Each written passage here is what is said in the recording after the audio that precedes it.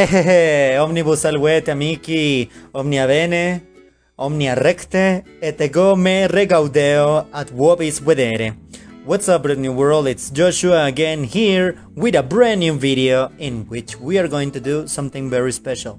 El siguiente video va a ser muy especial por una razón que ahorita les voy a decir. The following video will be very special for a reason that I'm going to say in a moment. Today, we have a very special guest from Kenya, my dear friend Emmah. Hello Emmah, thank you so much for accepting this interview. Hello Emmah, and thank you so much for accepting this interview. Thank you so much, tía. Hola, ¿qué tal, querida Emmah? ¿Cómo estás, corazón? Hola, ¿qué tal, querida Emmah? Gracias por aceptar esta entrevista, te lo agradezco mucho, Ciao, bella cara amica del paese Kenia, come vai? Grazie tante per avere questo colloquio con me. Okay, so, let us have a look. Now, please introduce yourself, Emmah. Please, introduce yourself, Emmah. Hujambo, ningependa pia kutoa shukrani zangu kwa kuwezesha mahojiano haya ya lugha. Hujambo, ningependa pia kutoa shukrani zangu kwa kuwezesha mahojiano haya ya lugha. Nice to meet you too. Could you please Nice to meet you too, Emmah.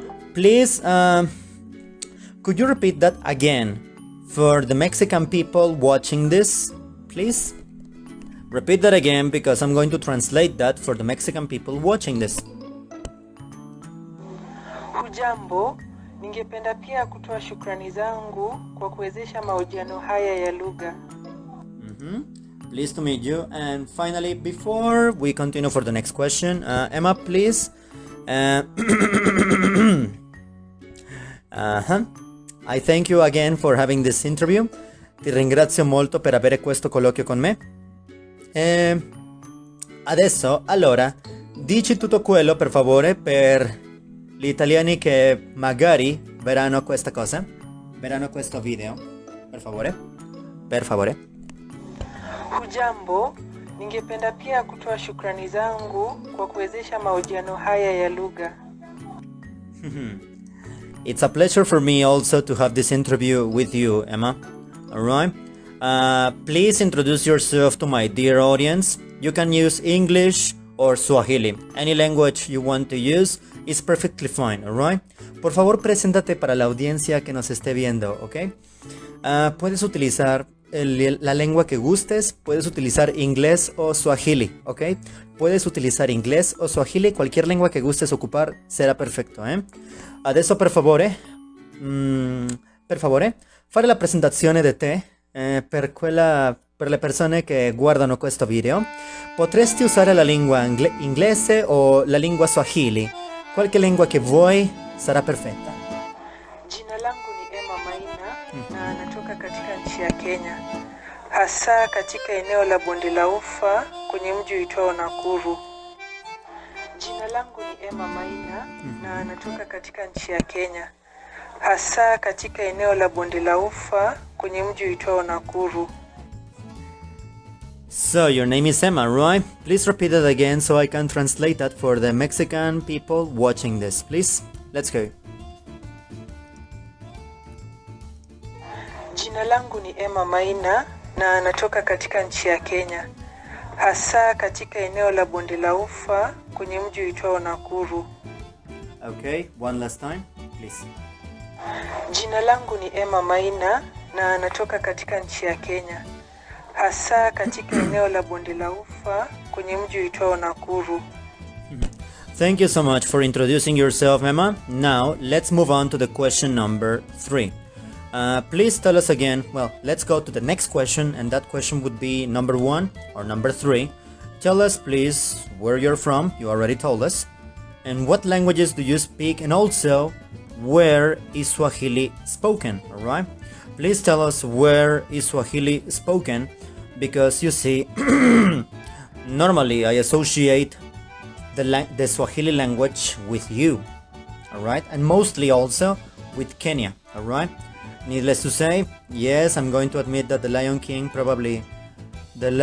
movie by Disney probably has a little bit to do with me and this not entirely accurate image of Kenya that I have.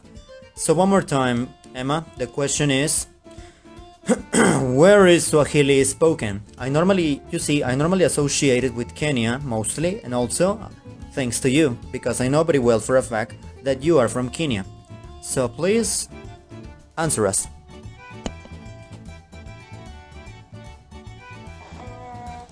Labda tuseme hivi, Kiswahili ni lugha ambayo inatambulika na kuzungumzwa na wakazi wengi wa Afrika. Hasa Afrika Mashariki ambapo panaaminika kuwa chimbuko lake. Kwenye nchi kama Tanzania na Kenya, lugha hii inatumika kirasmi. Kwa mfano, maofisini, bungeni na hata kwenye mashule. Nchi zingine ambazo Kiswahili huzungumzwa ni kama vile Uganda, Jamhuri ya Kidemokrasia ya Kongo, visiwa vya Komoro, Burundi, Rwanda, Zambia Kaskazini, Malawi, Msumbiji na kadhalika. Labda tuseme hivi, Kiswahili ni lugha ambayo inatambulika na kuzungumzwa na wakazi wengi wa Afrika. Hasa Afrika Mashariki ambapo panaaminika kuwa chimbuko lake. Kwenye nchi kama Tanzania na Kenya, lugha hii inatumika kirasmi. Kwa mfano, maofisini, bungeni na hata kwenye mashule.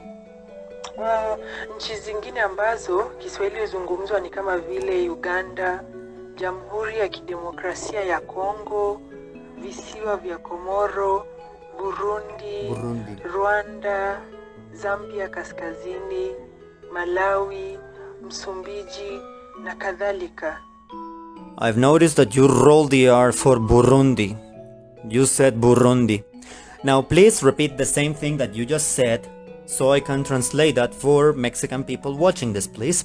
Por favor, por favor, Emmah, repite lo que acabas de decir, pero repítelo para la gente mexicana que habla español que estará viendo este video, por favor. Por favor, Emmah, repite lo que acabas de decir para la gente que habla español. Labda tuseme hivi, Kiswahili ni lugha ambayo inatambulika na kuzungumzwa na wakazi wengi wa Afrika. Hasa Afrika Mashariki ambapo panaaminika kuwa chimbuko lake. Kwenye nchi kama Tanzania na Kenya, lugha hii inatumika kirasmi. Kwa mfano, maofisini, bungeni na hata kwenye mashule. Nchi zingine ambazo Kiswahili huzungumzwa ni kama vile Uganda, Jamhuri ya Kidemokrasia ya Kongo, visiwa vya Komoro, Burundi, Rwanda, Zambia Kaskazini, Malawi, Msumbiji na kadhalika. Va bene, per l'ultima volta per favore potresti per favore ripetere tutto quello che hai detto, ma questa volta sarà per gli italiani che magari vedranno questo video. Per favore ripete. Un'altra volta per favore. Un'altra volta per favore. Labda tuseme hivi, Kiswahili ni lugha ambayo inatambulika na kuzungumzwa na wakazi wengi wa Afrika. Hasa Afrika Mashariki ambapo panaaminika kuwa chimbuko lake. Kwenye nchi kama Tanzania na Kenya, lugha hii inatumika kirasmi. Kwa mfano, maofisini, bungeni na hata kwenye mashule.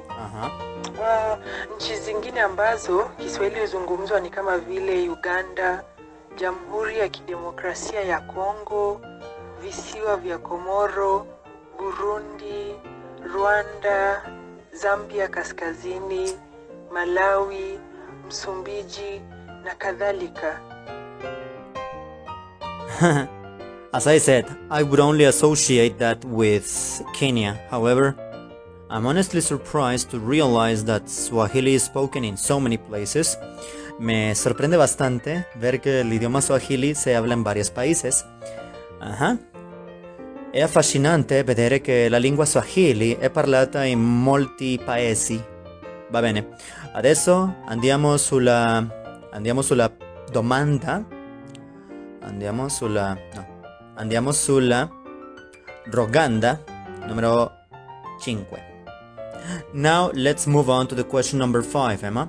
Alright, let's move on to the next line of questioning, which is this particular question, the number 5, which is you said something about Swahili being taught in some South African universities. How do you know that? Alright, my question is number 4. Dijiste algo sobre el idioma Swahili. Dijiste algo sobre el idioma Swahili que está siendo ahora enseñado en algunas universidades sudafricanas. ¿Cómo es que sabes esto? ¿Podrías por favor elaborar más al respecto? Por favor. Vuelvo y repito. Mencionaste algo sobre la lengua Swahili siendo enseñada en algunas escuelas sudafricanas.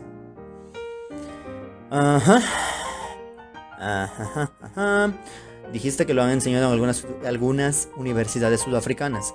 ¿Cómo sabes esto? How do you know that? Hai detto qualcosa sul fatto che la lingua Swahili sia insegnata in alcune università sudafricane. Come l'hai saputo? Come l'hai saputo?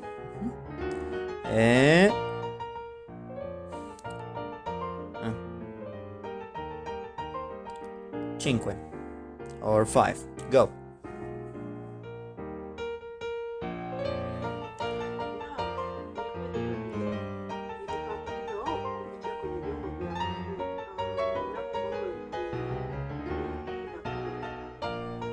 Ambapo nchi ya Afrika Kusini iliidhinisha ufunzwaji wa Kiswahili kama lugha ya hiari kuanzia mwaka wa 2020. Lililosababisha Afrika Kusini kufanya hivyo ilikuwa ni kutokomeza jinamizi la xenofobia kwa kujivunia lugha ya Kiafrika. Naam, ni kweli kabisa. Nilifahamu hilo kupitia kwenye vyombo vya habari mnamo mwaka wa 2018 ambapo nchi ya Afrika Kusini iliidhinisha ufunzwaji wa Kiswahili kama lugha ya hiari kuanzia mwaka wa 2020. Lililosababisha Afrika Kusini kufanya hivyo ilikuwa ni kutokomeza jinamizi la xenofobia kwa kujivunia lugha ya Kiafrika. Yeah, that's a little sad. I speak no Swahili, but I caught the word xenophobia. No hablo idioma Swahili, pero alcancé a escuchar y entender la palabra xenofobia. Nuevamente, repite lo que dijiste para las personas que hablan. Repeat again all that you said for people who speak English and Spanish, please. One more time. Please repeat your answer, Emmah. Please, Emmah, repeat your answer. Naam, ni kweli kabisa. Nilifahamu hilo kupitia kwenye vyombo vya habari mnamo mwaka wa 2018 ambapo nchi ya Afrika Kusini iliidhinisha ufunzwaji wa Kiswahili kama lugha ya hiari kuanzia mwaka wa 2020. Lililosababisha Afrika Kusini kufanya hivyo ilikuwa ni kutokomeza jinamizi la xenofobia kwa kujivunia lugha ya Kiafrika. Va bene. Wonderful. Please repeat all that you said one more time so we can transmit your message to more people. Please repeat it one last time. Un'altra volta, per favore.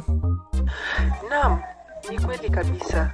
Nilifahamu hilo kupitia kwenye vyombo vya habari mnamo mwaka wa 2018 ambapo nchi ya Afrika Kusini iliidhinisha ufunzwaji wa Kiswahili kama lugha ya hiari kuanzia mwaka wa 2020.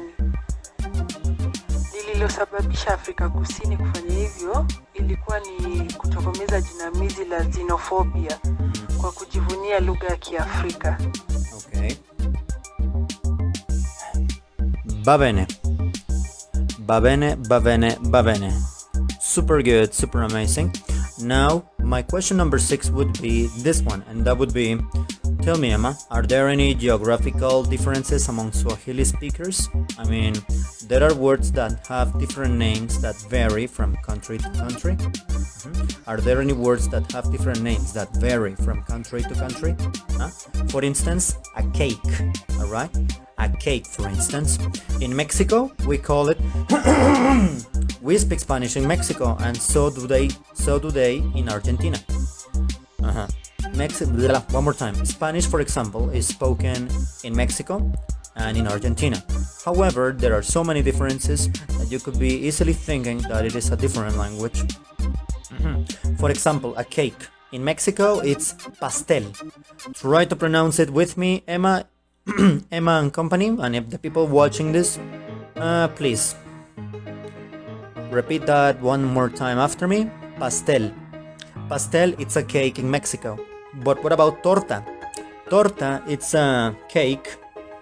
Torta is a cake in both Argentinian Spanish and Italian, alright? So one more time, how do you answer to that particular question, please? That is the question number 6. So one more time, are there differences from speakers?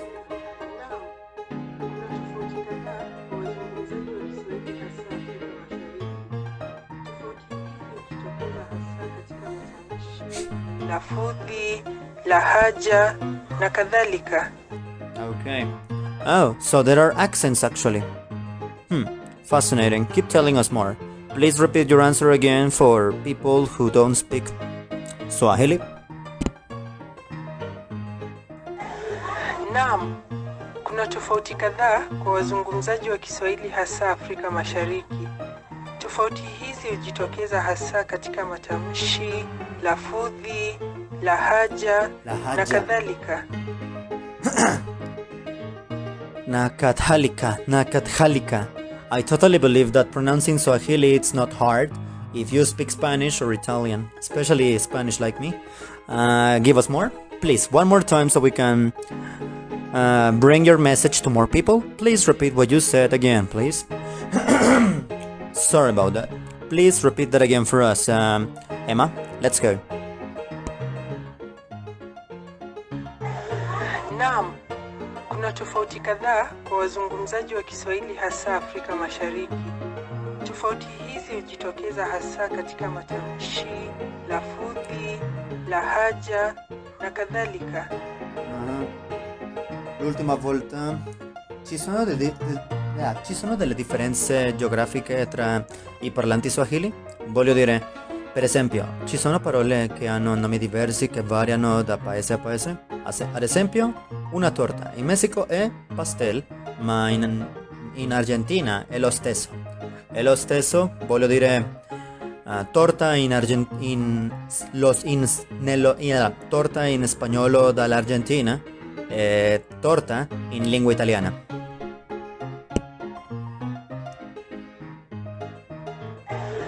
Naam, kuna tofauti kadhaa kwa wazungumzaji wa Kiswahili hasa Afrika Mashariki. Tofauti hizi hujitokeza hasa katika matamshi, lafudhi, lahaja na kadhalika. That's fascinating. That's fascinating. Now, for the question number 7, I would like to ask you the following thing, and that is, tell me, this is really personal, so I hope it doesn't make you uncomfortable. Tell me, if you do have a baby, what language would you teach him or her, and why? What language would you teach your baby? I ask that because when someone is in a different country who is different from the country where he or she was born, they normally teach their kids both the language of the country and the personal language. For example, let's say that I'm Mexican and you go to Canada, the US, or a different country, and we speak the language of the host country, but at home we speak our language. How do you answer to that?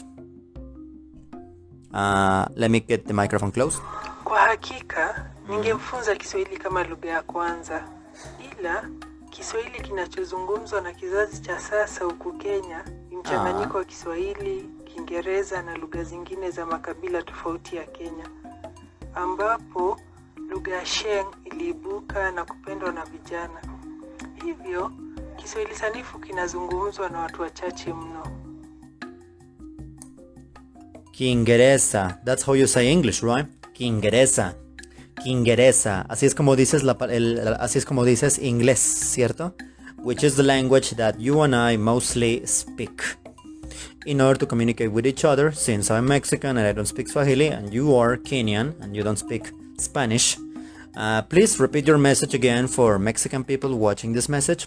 Por favor, repite tu mensaje para la gente que no hable Swahili. Kwa hakika, ningemfunza Kiswahili kama lugha ya kwanza.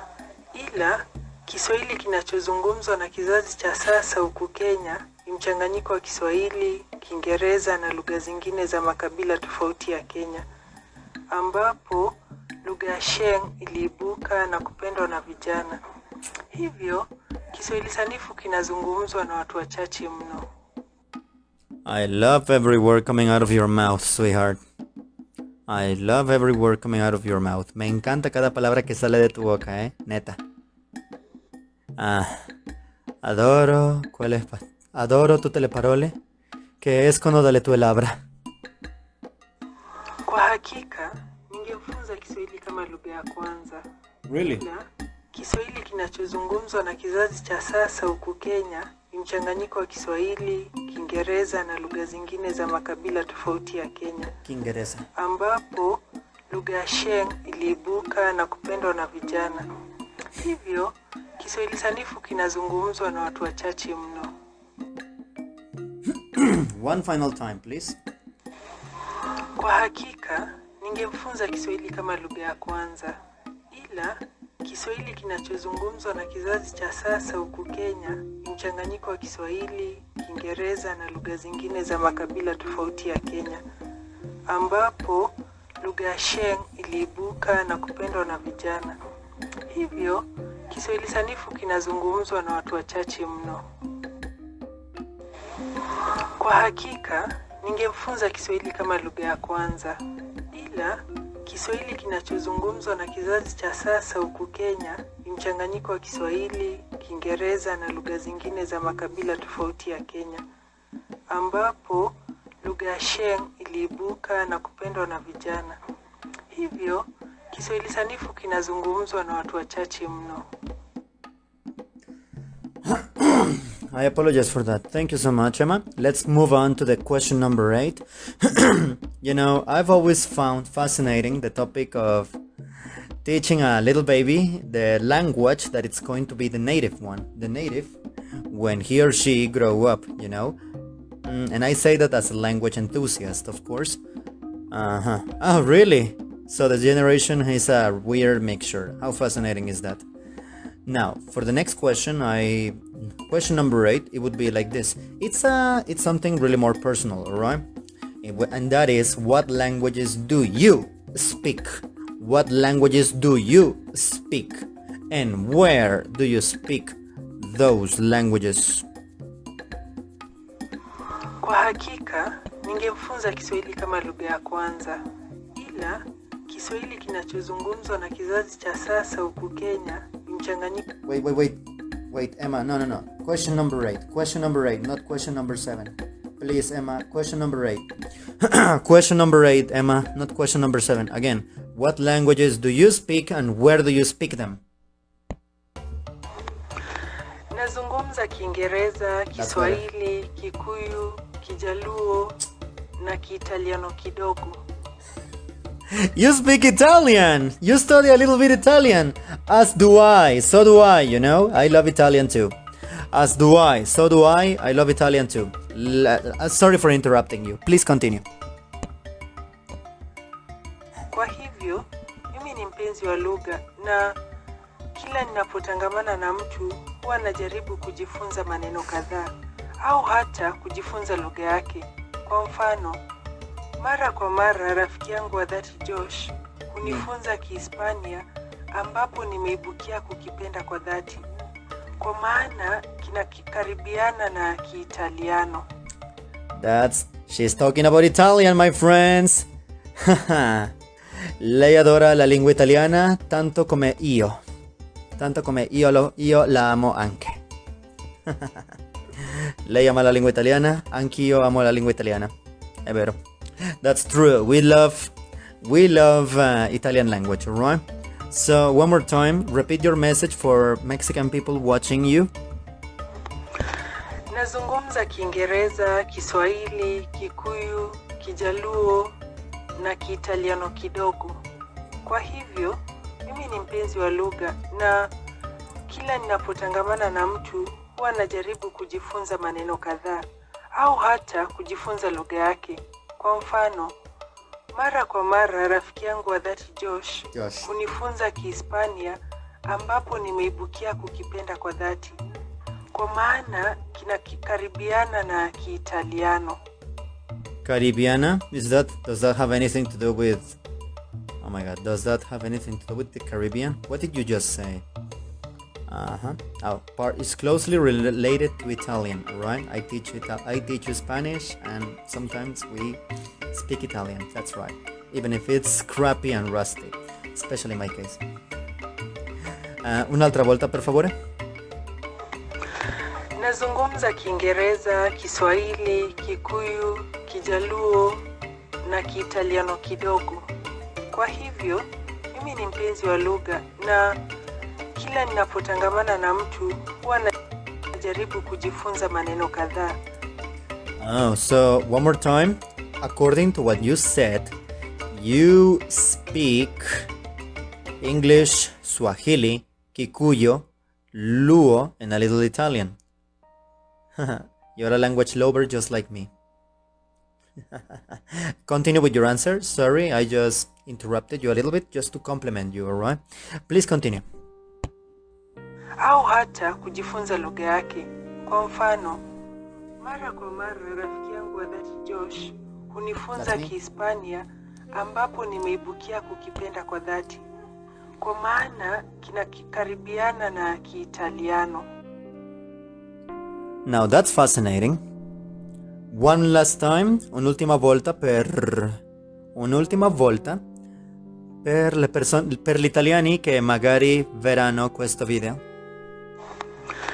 Nazungumza Kiingereza, Kiswahili, Kikuyu, Kijaluo na Kiitaliano kidogo. Kwa hivyo, mimi ni mpenzi wa lugha na kila ninapotangamana na mtu huwa najaribu kujifunza maneno kadhaa au hata kujifunza lugha yake. Kwa mfano, mara kwa mara rafiki yangu wa dhati Josh hunifunza Kihispania ambapo nimeibukia kukipenda kwa dhati. Kwa maana kinakaribiana na Kiitaliano. That's fascinating and I couldn't be more grateful for your friendship, my dear. I couldn't be more thankful for your friendship, my dear. Now, tell us where, one more time, tell us please where you speak those languages, please. Tell us where you speak them. Give me a second, come on. Kiingereza nakitumia maofisini na shuleni. English. Kiswahili ninapozungumza na marafiki, familia ama mtaani. That's Swahili. Kikuyu na Kijaluo nakizungumza tu ninapozungumziwa na mtu. Nacho Kiitaliano niko kwenye harakati za kujifunza. You're in the process of learning it, right? Oh my god, yeah, me too. I use English at school all the time, and at school of course, or more like when I am in the internet, I always use English. Please tell us again your message so that the Mexican people watching this or people from Latin America listening to this know what you're talking about. Please go ahead. Kiingereza nakitumia maofisini na shuleni. Kiswahili ninapozungumza na marafiki, familia ama mtaani. Kikuyu na Kijaluo nakizungumza tu ninapozungumziwa na mtu. Nacho Kiitaliano niko kwenye harakati za kujifunza. Now that's fascinating. Un'ultima volta, per favore. Kiingereza nakitumia maofisini na shuleni. Kiswahili ninapozungumza na marafiki, familia ama mtaani. Kikuyu na Kijaluo nakizungumza tu ninapozungumziwa na mtu. Nacho Kiitaliano niko kwenye harakati za kujifunza. You know, my Italian is a little rusty, so I will make sure your message is properly translated, alright? Per gli italiani che magari vedranno questo video, questo sarà tradotto per voi. Let's continue, alright? Now, I'm enjoying this so much, you have no idea how much.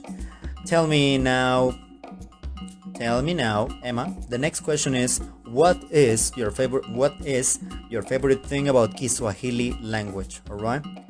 About your native language, because, well, I know that according to what you told me, your native language is Kikuyu. However, I imagine that you are a native speaker of Swahili, which is the one in which you are the most proficient. However, you are basically you are proficient and fluent in this language. So, what do you love the most about Kiswahili language? Me, for example, I'm Mexican, therefore I speak Spanish, and I love the way that we can make picturesque swear words and how poetry can be so beautiful. As Chile, the country, so you can have an idea, alright? As Chile, so you can have an idea. And about the swear words, something like hijo de tu grandísima chingada madre, maldito bastardo, hijo de la más reverenda y grande puta, me cago en tus muertos y ojalá venga la mendiga puta parca y te cague encima, pendejo, hijo de la verga, no mames. ¿Qué tal? That was really bad example of swearing in Spanish. So it is possible that when I edit this video, of course, probably I'm going to edit and I'm going to beep all of that. Yes, so I apologize for that. So one more time, please, Emmah, tell us, what do you have to say to the audience about what do you love the most about your language? What do you love the most about Swahili? Ninachokipenda zaidi kuhusu lugha ya Kiswahili ni kuwa ina ukwasi wa sanaa kama vile methali, semi, vitanzandimi, ushairi, nyimbo. Fauka ya hayo, Kiswahili kimetokana na muungano wa lugha za Kibantu na Kiarabu. Lugha yangu ya mama, Kiswahili, ni mojawapo ya lugha za Kibantu ambapo maneno mengi yako kwenye Kiswahili. Kwa mfano, I love this. Kikuyu, dhenashara. Kwa Kiswahili pia tutasema dhenashara. Kwa Kiingereza tutasema pia 12. Neno la pili ni kenda. Kwa Kiswahili tutasema kenda. Kwa Kikuyu kenda. Na kwa Kiingereza 9. You are telling us about similarities, and you are telling us about the similarities across languages such as Kikuyu and Kiswahili, which is Tenashara, which means 12, right? I know you said that. Please repeat that again so I can translate your message, please. Ninachokipenda zaidi kuhusu lugha ya Kiswahili ni kuwa ina ukwasi wa sanaa kama vile methali, semi, vitanzandimi, ushairi, nyimbo. Fauka ya hayo, Kiswahili kimetokana na muungano wa lugha za Kibantu na Kiarabu.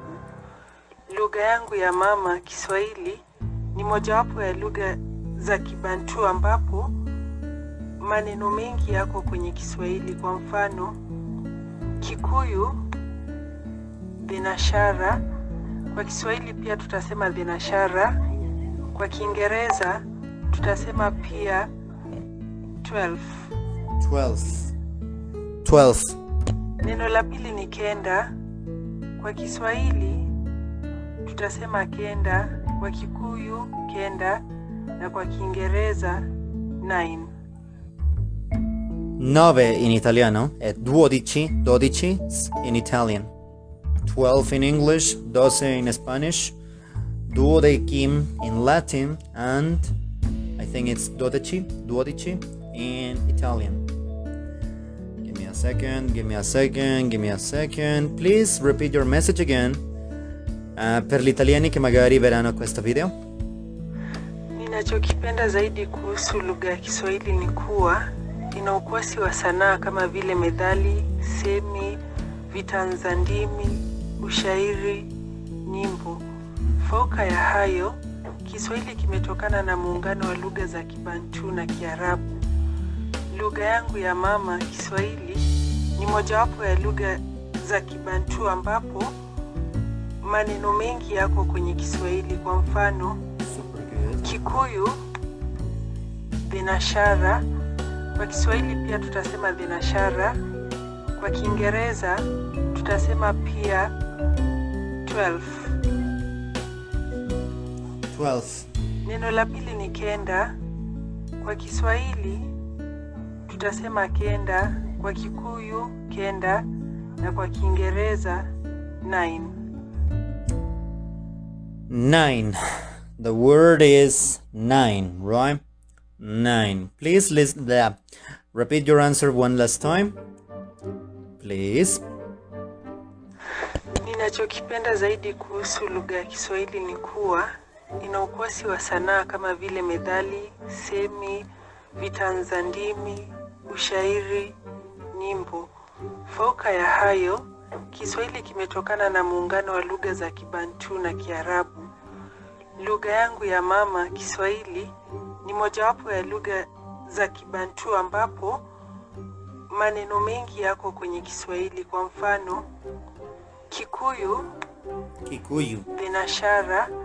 Kwa Kiswahili pia tutasema binashara. Kwa Kiingereza tutasema pia 12. Neno la pili ni kenda. Kwa Kiswahili tutasema kenda, kwa Kikuyu kenda, na kwa Kiingereza 9. 9. Let's pronounce it again together. 9. Now that's amazing. That's fascinating. So, thank you so much. Nakupenda sana, by the way. Asante, karibu. Hujambo. Okay, no. So, thank you so much for having this interview with us, Emmah. I would like to thank you and show you a lot of appreciation. Thank you so much for teaching me about this particular language and to reach out and to accepting for having this conversation with us, all right? And I remember that you tell me from our conversation, I remember you told us that Kikuyu is your mother language, and according to what you have told me previously in other conversations that you and I have had in the past, you have told us that Kikuyu is the largest tribe in Kenya, all right? You have told us that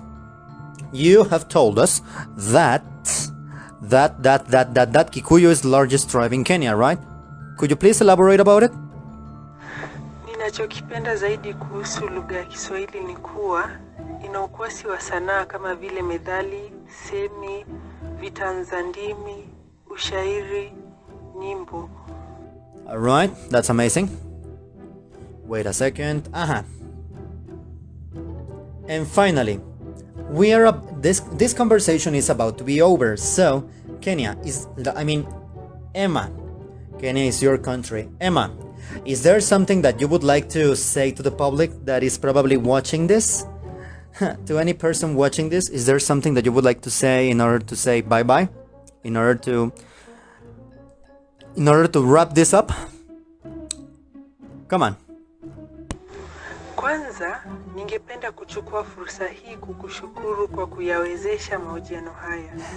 Ni wazi kuwa utandawazi umewezesha mambo mengi kufanyika kwa urahisi kote duniani. Yeah, across the world. Pili, ningependa kuwashukuru watazamaji na wasikilizaji wote kwa kutenga muda wao kutusikiliza. Thank you for listening to us. Na mwisho, ningependa kusema kuwa ukiwa na umiliki wa lugha, utakuwa nyumbani kila mahali.